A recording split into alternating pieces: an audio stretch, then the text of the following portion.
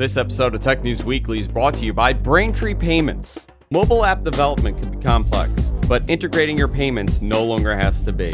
With Braintree, your business can accept nearly every type of payment from any device with just one integration. Learn more, go to braintreepayments.com/TNW. Starting Tech News Weekly in 3, 2, 1.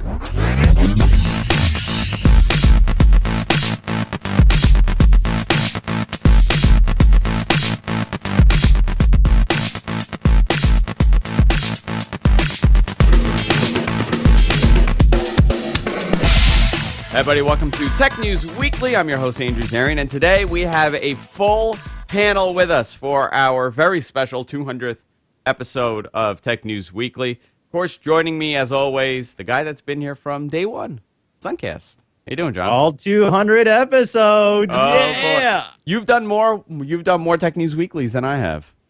I know. Isn't that crazy? Yeah, that's crazy. Well, yeah, I have. Yeah. Because there was a bunch of times that I hosted and you weren't there, so.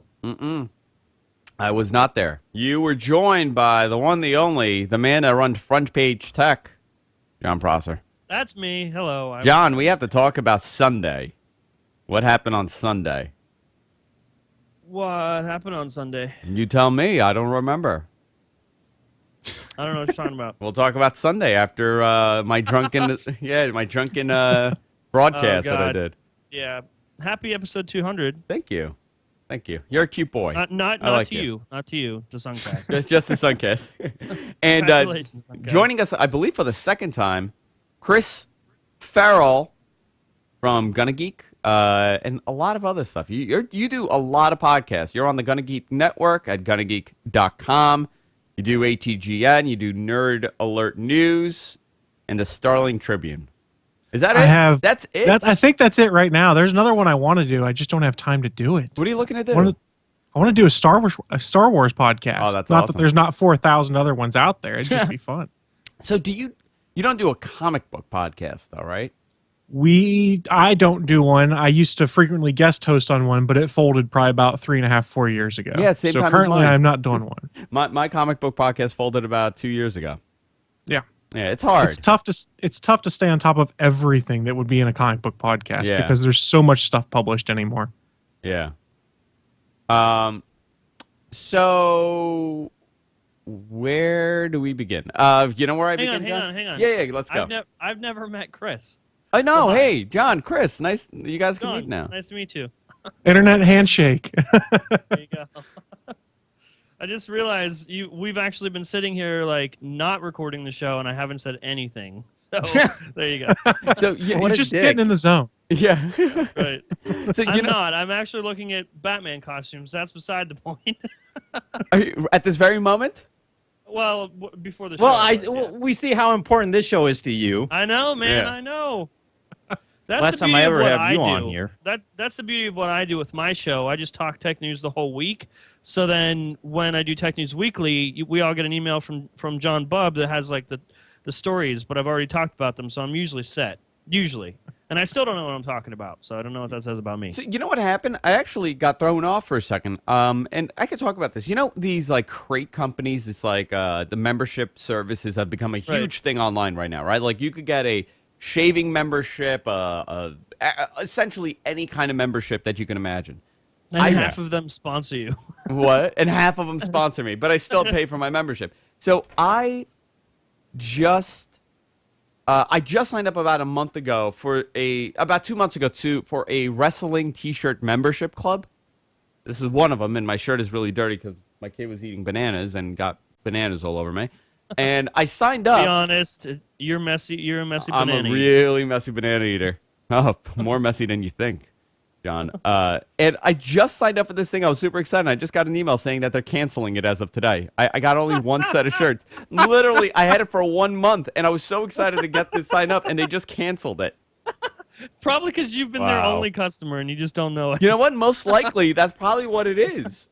Because who wants to pay about $40 a month for wrestling t-shirts every month, you know? Oh, man. Yeah, so they canceled my membership, and I got a little thrown off by this. But no worries. We do have a lot to talk about today. And before we continue, let's talk about our sponsor for our 200th episode, and that's Braintree. Simple, secure payments and code that you can integrate in matter of minutes. To learn more, go to braintreepayments.com/TNW. We've been talking about Braintree for God knows how long. Braintree makes integrating a payment solution super easy for your mobile app or your website. Essentially, if you are selling a good, if you're selling a service, and you have to accept all the major platforms. You got to accept Android Pay, Apple Pay, Samsung Pay, Bitcoin, all major credit cards. And this stuff gets a little confusing every time they add a new service. Every time Samsung comes or Android comes, if somebody's adding something, you got to hire a developer. You got to redo everything. You got to change it. Who knows what language you're coding in? With Braintree, everything is simple. Braintree's powerful full-stack payment platform allows you to accept nearly any type of payment method from any device with just one integration. It has a very flexible system where it supports multiple languages, whether it's Java, Ruby, Python. It doesn't matter. They have a full range of server-side and client-side SDKs available. These guys are great, and I constantly get these emails from people on why they integrate. Number one, it's very easy for your developer to do this and integrate it. Number two, it's very secure. It's a token-based system, so the credit card information is not going to the vendor. So if there is a compromise, you don't have to worry. Your stuff is safe. Like I said, accepts nearly every type of payment platform, all different languages. Braintree's code also supports Android, iOS, and JavaScript clients. These guys are great. They know what they're doing, and they're a PayPal company. To learn more, go to braintreepayments.com/TNW. I want to thank them for supporting the show. Episode 200 of Tech News Weekly. So, Suncast, you are the man of the hour. You get to pick the first story. You can lose the lower third now, by the way. Yes, I can. There you go. You are the man of the hour. That's why you get paid the big bucks. You get to pick the first story for episode 200. Well, it's Friday the 16th, which means it's iPhone 7 launch day. Yes, Paul Let's Thurrott talk went about to the the store to launch get of it the today. iPhone 7. Paul Thurrott went to the store to get it today. Did he? Was he successful? I don't know. He said, I'm going to the store to get it. And I said, you're joking, right? And he said, nope, I'm going to the store to get one. Well, there was a lot of people that weren't able to pre-order one, and this is one of the debacles with the launch in the pre-order system, is that some customers who were in the Apple's iPhone upgrade system or program, where you can lease out for a certain monthly payment, and then you get a new phone every single year. Correct? Well, the way that the terms worked is that they set it up so that you weren't actually able to pre-order a phone unless you went in store the day of the launch. So a lot of people were angry about this, and they've now filed a lawsuit against Apple, a class action lawsuit, saying that these terms were unfair.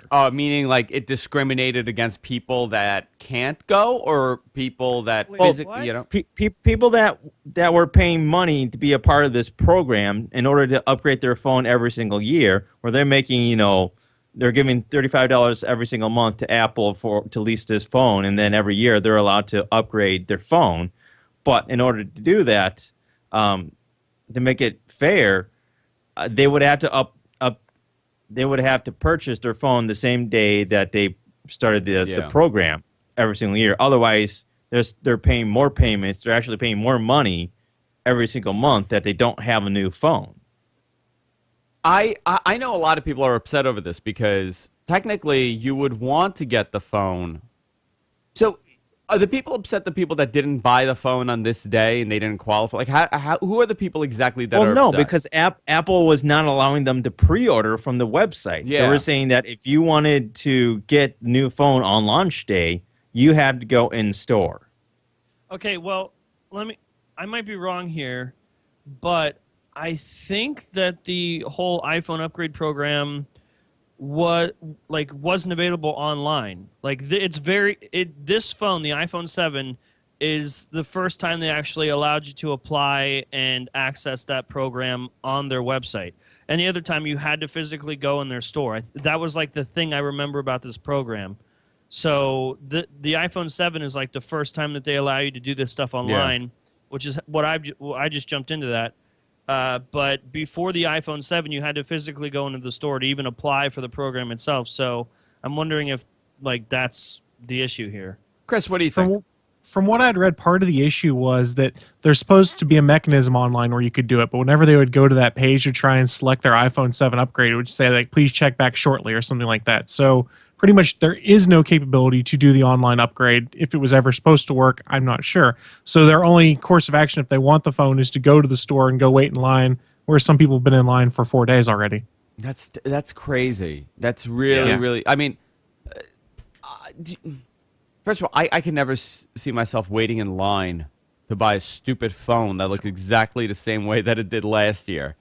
So for me, maybe I'm not that much of an. Well, if you're getting the Plus, it looks different. It has 2 lenses now. Yes, it has 2 lenses. Yes, but Well, the Plus is the tough one to find, though, because what I'd seen on some stories I was reading this morning is that they don't have much extra of the Plus. Pretty much, if you're in line to pre-order, you have to be one of the first few people in line to get a Plus, and after that, they're gone. And you're going to have to wait until And the they've next like shipment. sold so. out of the Jet Black already. yeah, Jet Black was the Yes. first one to go. Yeah. Yeah, pre-orders at T-Mobile, the CEO of T-Mobile, John Legere, says that pre-orders are 4 times higher than that of the iPhone 6, with matte black being their most popular color. And Apple also says that they're out of their initial stock. So if you want one now, you're going to have to wait, because you're not going to be able to get one now unless there's one left in the store. Of all iPhones, you're saying? Yes, So every single iPhone is gone. pretty much. Wow, that's actually pretty surprising. They've sold out of their initial stock. So they're going to, I'm assuming they've already, done a whole nother shipment that they're going to get soon.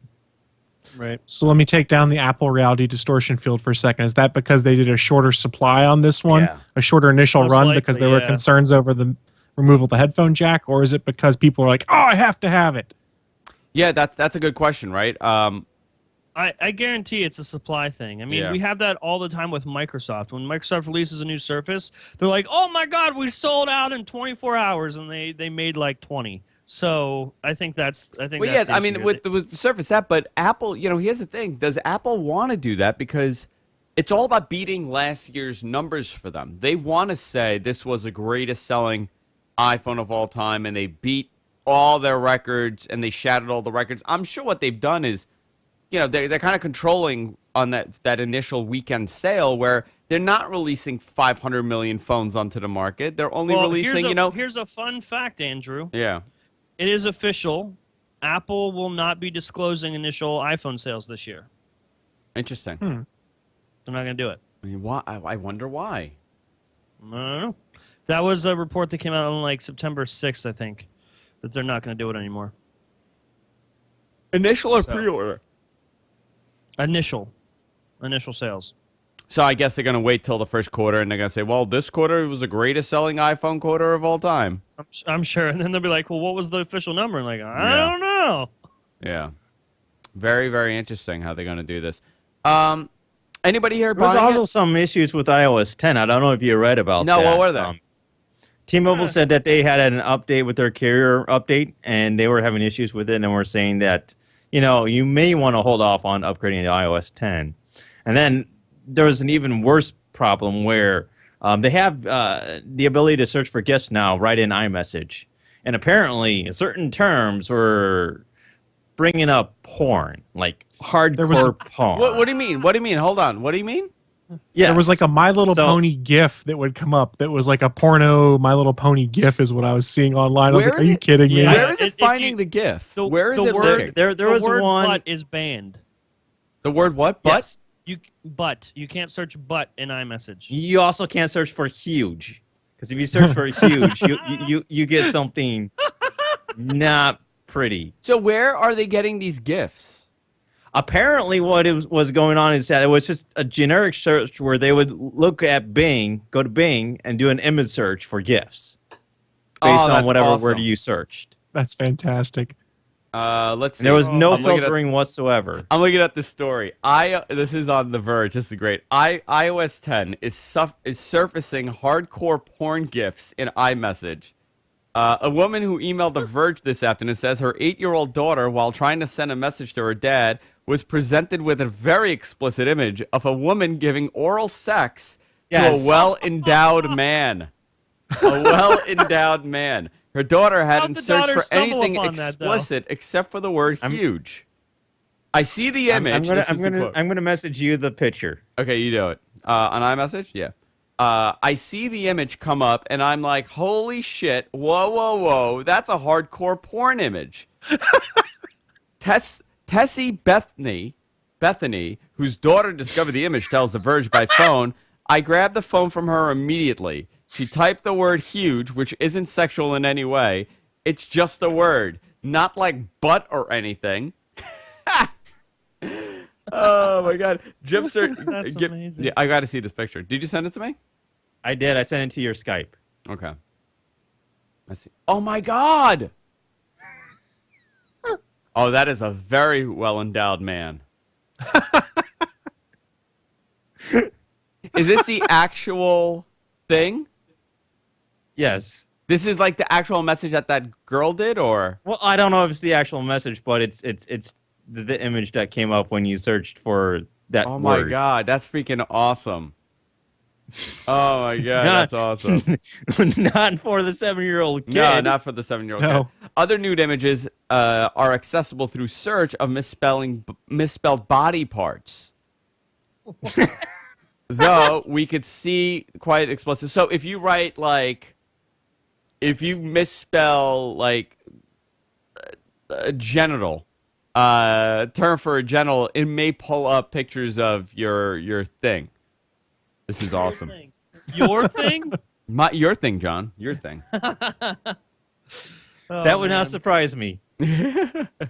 So I mean, this is interesting. So it's doing is looking for gifts via Bing. That's the way I understand What it. a mistake. Yeah, what that's a a- mistake. Very un-Apple-like, huh? Why But would who they would have use thought that Giphy? searching for the word huge would bring that up? Yeah. But that's the problem with Bing. Like that's That's just the in problem with Bing's Bing. nature. That's the problem with Bing. Well, there's a Yeah, lot that's of the only problems, one. Yeah. But that's if you search anything on Bing, if there's something that's inappropriate that it can pull up, that's what it will pull up first. Every time. Well, for some people, that's a good thing. Yeah. I don't know Like about for me. 7-year-old kids. That's amazing. Let me go to Bing right now. I'm Oh, gonna no. search for huge on Bing. I'm not gonna do it on So- camera. I've learned from the What's the mistakes of issue? others. What was the issue with iOS 10 on T-Mobile? So I searched huge, okay, on Bing. It is literally women with the most gigantic breasts I've ever seen. Zach, Literally one, and it's not even like normal. It's like women with It's not abnormal fun growth. huge. It's not even fun What huge. the- These are sideshow huge, and the search, like the similar searches, enormous, huge rack, massive, large, huge teen, big, huge spiders, huge racks ink. You know, I'm huge going to have to tornadoes. mark this episode as explicit now, right? I'm not saying anything inappropriate. And then there's like a bunch of like guys with big packages on the bottom. This is the worst. Bing is the worst. And the or more the best. Depends on how you look at it. or the best. Or the best. Well, I don't know about you guys. I just changed my default search engine while we were talking. Oh, by the way, It's now Bing. by the Thanks, way- Microsoft. Oh, this is the best part. The safe search in Bing is set to moderate. This is with moderate safe dear search. Lord. Oh, yeah. This is like, hey, we know you're no prude, but we're going to keep this clean. If I turn it off, oh my God, it's just things that are not speakable on the show. If I put it on strict, it's Third literally off. just fish. It's just giant fish. Holy crap. So I went to Bing, Wow. went to image search, and I typed in my name, John Prosser, and one of the first images that comes up is me with Linus Sebastian, like from Linus Tech Tips. He was behind me deep throating a banana, Allegedly. and that's one of the first pictures that comes up. Let me see if I turn it off and search for me, what comes up. Mine are pretty If good. you turn it off, search for you. If you turn it off and search for me, you're not gonna be very happy. So this is the problem with iOS. Very funny, very very funny right now. John, did you talk about the initial sales for T-Mobile and Sprint? They're saying that this is. I talked about T-Mobile saying that it was their pre-orders were 4 times higher than the iPhone 6. So is T-Mobile going to release numbers? I wonder if the carriers themselves will say, well, we'll release some numbers rather than Apple releasing the numbers. Yeah, but they were also saying, all right, well, that's iPhone 7 compared to iPhone 6. That came out 2 years ago. Oh, not 6S, 6. Not 6S. Interesting. That's the catch. That is the catch. Fun fact: Yeah. John Ledger is my friend on Facebook. John Ledger. Yeah, the CEO of T-Mobile. So like anything they announce, I usually see it an hour earlier because he talks about it to like his private friends on Facebook. Yeah. So that's how I always report on T-Mobile stuff first. So if you like, even if you type the word T-Mobile in YouTube search, I come up. Yeah, you're a big Everywhere. T-Mobile mark. Name And it's dropper. only because I get the stuff early usually. Yeah. Interesting. All right. John, go into another So- story. We also have an issue or an update on the Samsung Galaxy Note 7 story. The one that explodes. Yeah, the batteries Yeah, that are you know, just exploding. the one Only that a little blows up. bit. It's just a tiny explosion. It's You'll just be a- okay. Yeah. It's Yeah. not a lot of it's what, like a small percentage of people. Yeah, so the U.S. Consumer Safety Group has officially recalled the Samsung Galaxy Note 7. Wow. This is the Product Safety Commission, and they say that if you have a Galaxy Note 7 purchased before September 15th, noting that their lithium-ion batteries can overheat and catch fire.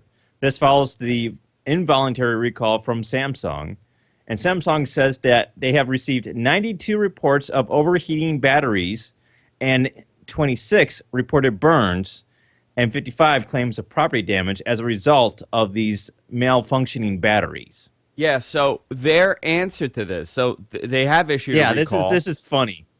It's part of a global recall that's going to affect 2.5 million phones. The company, so if you do have this phone and you say, oh, hell with this, I don't care, the company is planning on launching a software update on September 20th that'll limit the Galaxy Note 7's battery to 60%. It's better than the original rumor of what they were going to do, which was supposedly they were going to disable all Galaxy Note 7s that were out in the wild still. Yeah, I would imagine that would be a liability. Yes, that'd Yeah. be bad. Oh, let's just turn everyone's phone off. Oh, no, it's not a problem. It's not like people, everybody follows tech news. I like how.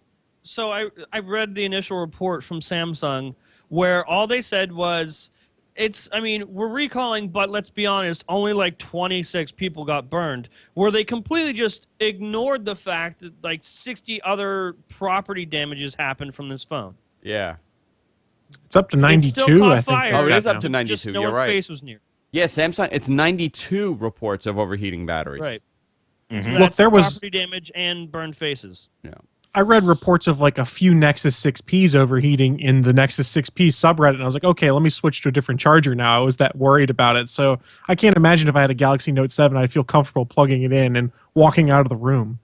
Yeah. I mean, that's what happens when you promise to be able to charge a phone from 0 to 100% in like 20 minutes. Yeah, well, this is the problem with fast charging. This is the danger of fast charging. It was That's where OnePlus might have the better approach. I don't know if you guys have seen their latest one. They put the fast Yeah. charging tech in the plug adapter itself versus in the phone. So all the heat is in the plug. It doesn't put that on the phone, which I think is an interesting approach. Oh, that is interesting. I wonder why they went with that approach.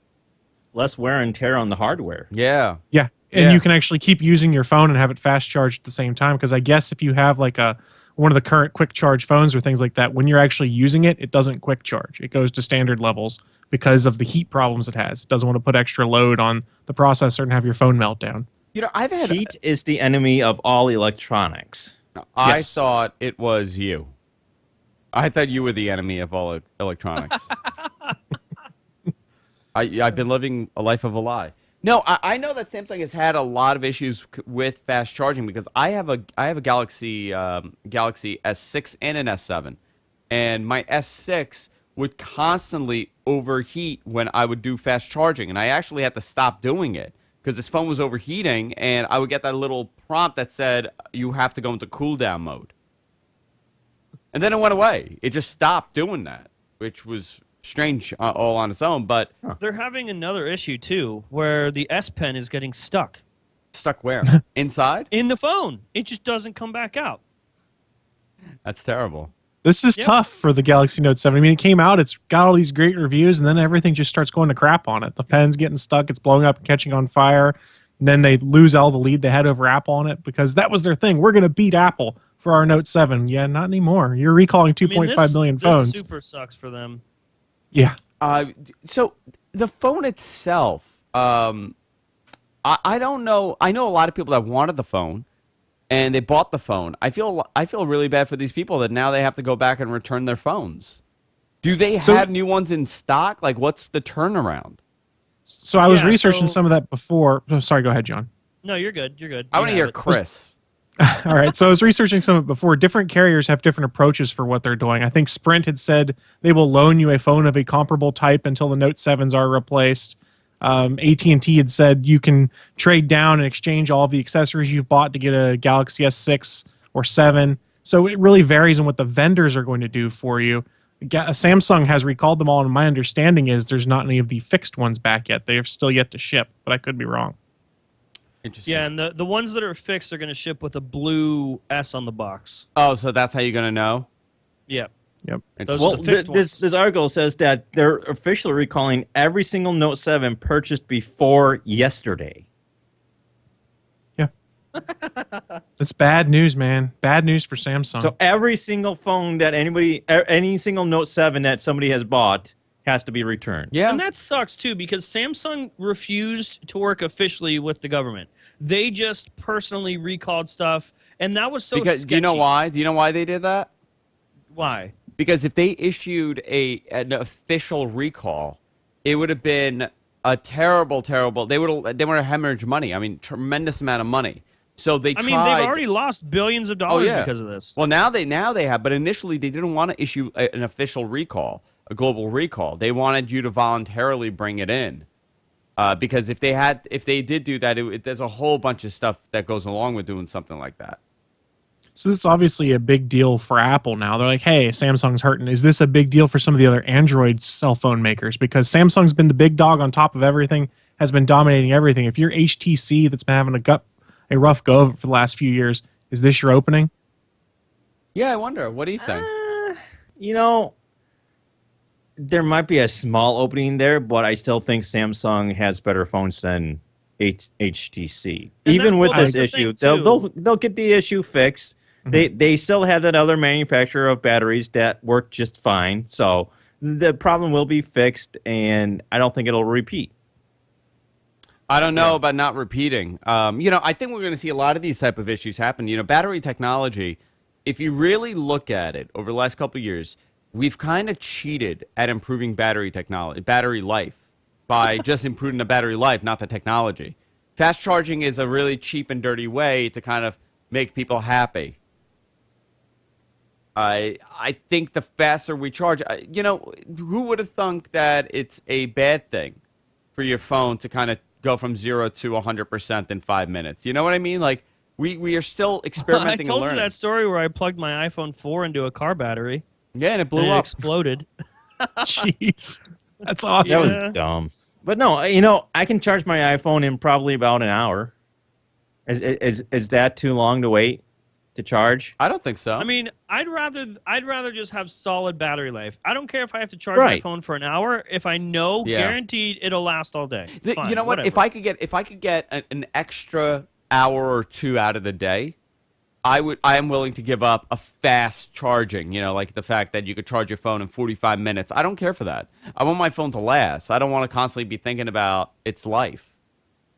Like right now, I'm going to go to the Mets game after this show, and I'm going to have to bring one of those backup chargers because I know for a fact this thing is going to die. Boy, it's almost as if a hot swappable battery would be a good idea. I know, right? Weren't we just there a few years ago? We were, but now instead of a battery, we're walking around with a battery pack. Yep. To charge. Got to catch my Pokemon somehow. Yeah, you do. Yeah, you do. Suncast, what else do we have? So let's talk about this new, cheaper Echo Dot from Amazon. Yes. So this is something that a lot of people are excited about. The original Echo Dot was priced at $89.99, but now Amazon has revealed an all-new second-generation Dot, and it's priced at $49.99, which is a lot cheaper than the previous generation. With this new Dot, you can use the tiny puck-like device to access the Alexa voice assistant with existing speakers, which is pretty cool. And they're releasing it in both black and white with a more powerful, completely redesigned voice processor. So- and I know that Chris is really excited about this. So, Chris, talk I'm about super this. stoked. Okay, So- tell us about this. So I've got an Amazon Echo right now because I've been dabbling in home automation for like the last 6 months, and mostly Okay. I'm just at like lights in my thermostat Okay, and things like that. But I'm almost at thermostat. I'm at lights right now. Okay. So I've got the Amazon Echo in my kitchen that is the brains of it all, but I did not buy it until the Prime Day sale because I was like, it's too expensive. And that was enough I was willing to jump on. Now when you've got a $50, basically the exact same thing, just with a small speaker that you can then plug in other things, it's a stocking stuffer now, guys. And you beat Google Home to the punch. Yeah. We're all expecting to hear about Google Home sometime next month. We don't know anything about it yet. And Amazon's like, oh, here you go. Take these small Echoes and put them throughout your house wherever you want. So I have a question. The Echo. Why would I buy the Echo? Why would I buy the Alexa instead of the Echo? You mean the Dot? No, The Dot? not the Dot. Not the Echo's the big one, right? Yes, the okay. Echo's the big one. The Echo's the big one, and then the Dot is the little one. Yes. Okay, why would I buy the Echo instead of the Dot? So if I were buying now, I wouldn't be buying the large-sized Echo one for my use case You because that was the only thing I could get back then to be able to be the Alexa brains of the house, to be able to talk to and make things happen. If I could have gotten a Dot when they first came out in March, I would have done that and put it in my kitchen and hooked that into the little stereo I have in there. Okay, so but you have to connect it to speakers. That's the thing, right? It has a small speaker, and it is my understanding it's not going to be the greatest music quality or anything that comes out of it, but you can connect it to another speaker using the 3.5 millimeter jack or Bluetooth, I guess, to get a better sound quality. In fact, that's one of the ways Amazon is selling it, is by doing a bundle with one of those Bose Bluetooth speakers and knocking like $20 off the price. Okay, it's actually a really cool cool idea. This is great.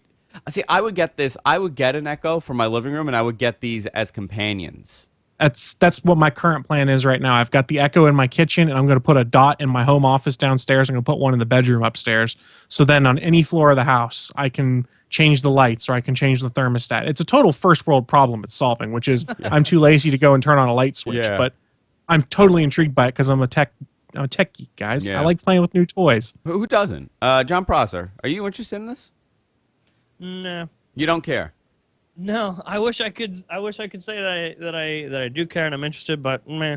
See, I really didn't have too much interest in the Echo until I saw it at my friend's house, and my wife absolutely loved it because you could actually ask it anything and it answers it. It does all your stuff. It does reminders. It does all that stuff. Plus, it plays all this music. And you could ask it like really obscure stuff. Like I was asking for circus music just to like see if it throws it off. I asked for Ukrainian guitar, and it actually found like a song. Like I was just asking random things, so it's really intelligent, the Alexa, and I'm looking forward to seeing it integrated in other things. They did just sign a deal with Sonos, didn't they? Where they'd be integrating Alexa tech with the new Sonos speakers or making it so they could work together. Yeah. I thought I'd read something on that. Well, I also read that they're going to be integrating it in what was the phone? I forgot the phones that they were going to integrate it in. Well, I don't know. That'd be cool. Yeah, it may be way. I mean, listen. First of all, it's way better than Cortana as far as intelligence. Yes. So that's And it's smart because they're including this, making it available to be used in basically any sort of device. And they have the open API basically, so people can develop apps on the fly for it. There's stupid apps on there, but there's some like I can order a Domino's pizza using my Alexa if I want to. I can call an Uber using my Echo in my kitchen. Like I can be like, Alexa, call an Uber for me, and it sends an Uber once you set everything up. So it's really cool. Some of the apps and some of the programs people are designing that hook into this device. I think what's even cooler is that there's a rumor that they're going to be able to have push notifications soon. Ooh, that'd be awesome. Which, this is according to the information. Currently, the only way to make Alexa make any noise without you speaking is to alert you of a timer or alarm you've set. But soon, developers may soon have the ability to trigger push notifications in Alexa skills that audibly, through spoken words and or visually through the Amazon Echo's Light Ring, notify you of something. So I have a question. Is there Alexa integration in the Fire TV? There is, right? Yes, in the voice ones at least. In the voice one. So Some of the early ones don't. Okay, so I have a voice one, okay? What can I do? Does it function similar to how an Echo functions, or? I don't think it'll do the home automation piece, but it'll answer questions for you or play Amazon Music and stuff like that. But I gotta You can hold place down the button. orders from it. I gotta hold down Right. the button. Okay. Yeah, you can't just sit there and be like, Alexa, do this and have it hear you. You have to hit the button and then physically say, Alexa, do something. Yeah, I think it's really interesting that we're okay with the fact that it's always listening. Well, we have it with our phones. Yeah. Siri does it. Google does it. My Xbox One in my living room does it. We're just used to being listened to. Yeah, Just- pretty much, I well, guess. All they're getting from me is rambling nonsense at 2:30 in the afternoon most of the time. So that's how it works for me. Suncast, what else do we have? So Netflix is asking the FCC to declare all data caps unreasonable. And this is kind of fascinating. Netflix has asked the U.S. Federal Communications Commission to declare that home internet data caps are unreasonable and that they limit customers' ability to watch online video. So Netflix is arguing that a 300 gigabyte per month allotment is required just to meet the internet television needs of the average American, without accounting for other things consumers want to do on the internet, such as web browsing, downloading games, and applications. So they're asking the FCC to look into this and to actually amend some legislation that they're looking at right now to raise the data cap, Yes. or call them data caps unreasonable. So Comcast, which is the largest home internet provider, recently raised their caps from 300 gigabytes to 1 terabyte. So it makes it easier for consumers to watch and kind of do everything. And I think that's more than enough for most. But I think we're in a weird transition where data caps are silly ideas to have, especially for home usage. Right. I can't understand how they would justify it. I mean, originally, the justification behind it was it's going to prevent piracy. Data cap is going to prevent piracy. Nobody's running an FTP server and just downloading wares and movies all day long. Most people there are those people still. But you know what? It's far less. Trust me, I've seen people go and download entire archives of movies and music and TV shows. Like they'll go through and download several series of TV shows. Yeah, but I would have and to they'll say, burn through like 20 terabytes downloading something in a month or two. So I would have to say it's far less, and this is how I'm coming to this conclusion. When I was in college, every single one of my friends were downloading movies, downloading music, downloading all this shit. And I'm not supposed to curse on the show, and I did. You had computers in college? Yes, I did, you piece of Aren't trash. you like Were 80? there punch cards? There were punch cards, yeah. Yeah. So all my friends would download, somebody had an FTP server at some college, and I had a T3 line, and we were able to just download whatever. That is not something that really happens anymore. Of course, there's going to be a small group of people that are going to search and are going to download, but majority of people right now, the way that they consume movie and entertainment online is through Netflix, through Hulu, through YouTube, through iTunes, through Spotify. The concept of having a data cap is totally out the window, in my opinion. It makes no sense why you should have a data cap and punish paying subscribers of your service for using it more than another person. Well, let me ask you though, but are you for reasonable limits, as in that small group of people? Of course. And this is probably like less than 1% of people that out should be there a trial, that do use more than 1 terabyte of bandwidth per month. Yes, but that should Why be a can't you case-by-case target those basis. people specifically? Exactly. That should be a case-by-case basis. Yes, you should have in your terms of service that if they see abuse being done, and they could say abuse varies. They don't have to specifically say what it is. I think Fios is what, like 90 terabytes? We found out for Verizon Fios when that guy was just downloading crap. I mean, the thing is, if they only charge that less than 1% for exceeding an arbitrarily high number, then they can't charge the 30% of us that went over that 300 gigabyte limit because we watch a lot of Netflix content or 4K content or broadcast way too many podcasts on the internet. I mean, by doing these tier levels, they can charge to other people and make more money. That's all it is to me, is a money-making move. Oh, it is. And of course it is. I know I'm Yeah. Comcast customer right now, so I highly expect my bill's going to go up just by saying that. Yeah. So I have FiOS, and I think somebody did a study. Like, okay, so we stream 24 hours a day, 7 days a week here. And I think we did the math, right? Between everything, we use 10 terabytes of bandwidth a month. 10 terabytes. I can see that. Yeah. I think we did the math. It was like a whole way to. I don't remember what it was, but It was something like that, though, right? It was like Yeah. between 8 and 10. And that's not including my that was including my Netflix usage and things like that.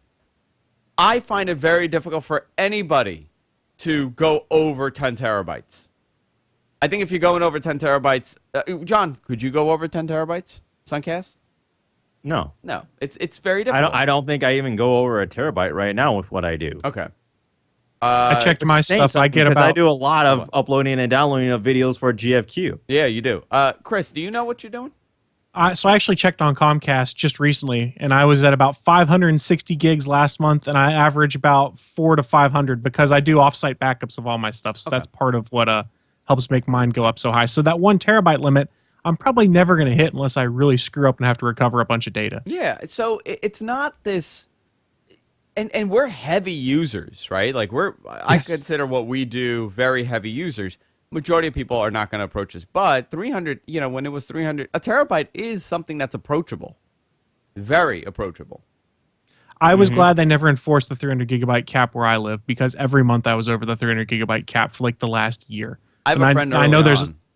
I have a friend early on that had that problem where in Long Island, when they first initially got Comcast, is it Comcast? Yeah, it's Cablevision. Cablevision had, now it's Optimum, but Optimum had, is Optimum Comcast or no? No, I think they're separate companies. Okay. With Optimum, they had let's say like a 50 gig cap, right? And what they would do is if they saw you abuse it, they would drop your speeds down to 56K speeds. But the problem is everybody's VoIP line was also connected through through Optimum.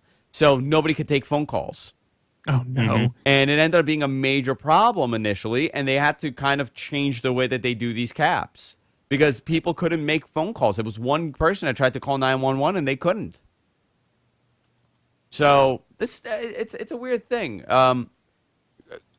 Chris, what is your cap with Comcast right now? Do you know? Is it 1 terabyte or you don't have It is that? 1 terabyte the last I checked, but they are still not enforcing it in my area. They're only enforcing it in select in select areas as they test it. So my hope is they don't start enforcing it because that's when I would get dinged, is because knowing my luck, that'd be when everything crashes on my computer. I'd have to recover everything from offsite and have a ridiculous bandwidth usage for the month. So Now, see, I think there needs just to be looked some right sort of now. exemption for that, though, because that's a legitimate scenario where you may have that happen, and there's no way around that. And I think that's a legitimate case for, if that happens, you need to be able to prove that that's what happened and get a pass. You get grace periods before they start charging you, is my understanding. You get like 3 before 3 times you can go over your cap before like, okay, we have to charge you this time. At least that's what other people have been reporting, especially those in Atlanta that do have the data cap right now. John I just Prosser. looked at my plan because I have Time Warner Cable. They're the only provider in this area, really.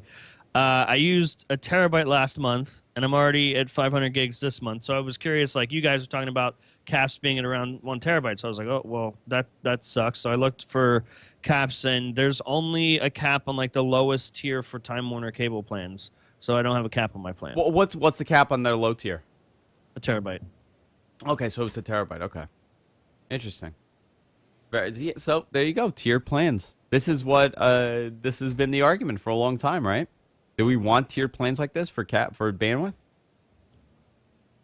I don't know. Can you buy like a GFQ plan? I would love a GFQ plan. Front Page Tech and Gonna Geek come with it. There you go. That's how you call them up. Like, can I get the Gonna Geek package? No, we're so sorry. We only have the Front Page Tech one right now. John Suncast, you go. What do we have? So let's talk about Pandora for a minute here, because they've now relaunched its mid-level $5 monthly subscription service. Okay. We've been talking about this for a while now, where Pandora wants to get into music streaming. Yeah. And this is sort of their entry-level one. They have another one coming that's going to be like $10. It's going to better match what Spotify and Apple Music does. But they also have this mid-level one that they've now relaunched for $5 a month. It doesn't have a whole lot of features.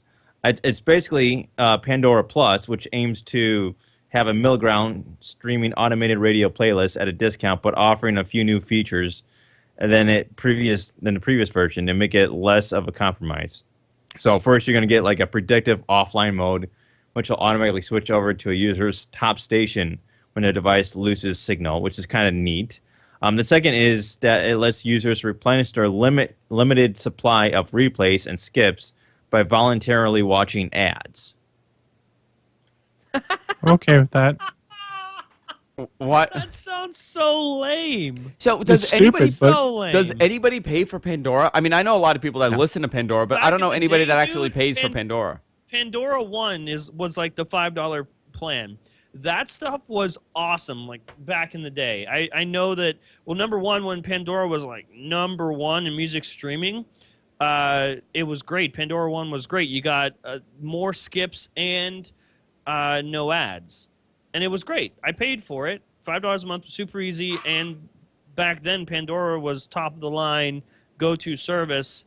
Nowadays, not so much. I can see how they're having trouble competing, but paying and then watching more ads to replenish stuff sounds super lame. I really don't have a problem with the ads. Like, I just use Pandora and I just let Really? it sit. I have no problem with the That's ads. more No. work, though. If I'm paying $5 a month and then you go ahead and make it inconvenient No, for I don't me want to pay replenish anything. it, No. But don't they have a free service?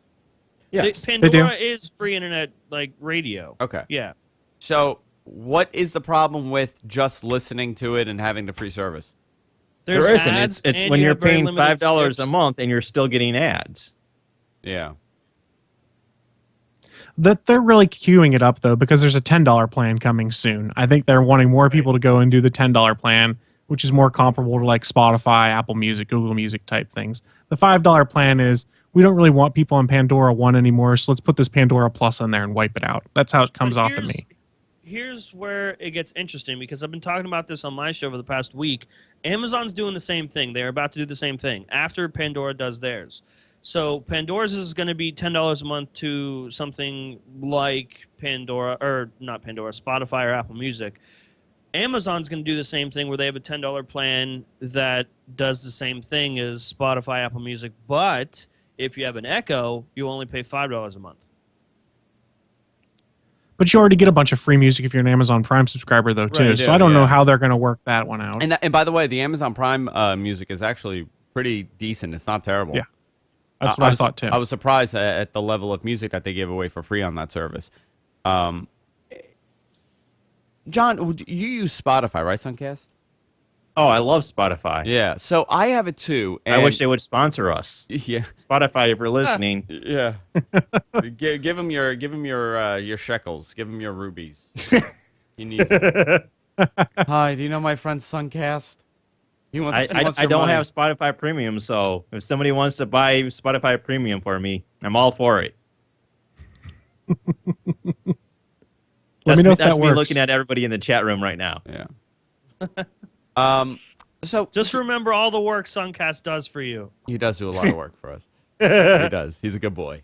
I love Spotify though because I don't know what it is. It's some of their music collections. You know what it is that I love the best? The collections. Is there's Discover Weekly and the Release Yes. Radar. Yes.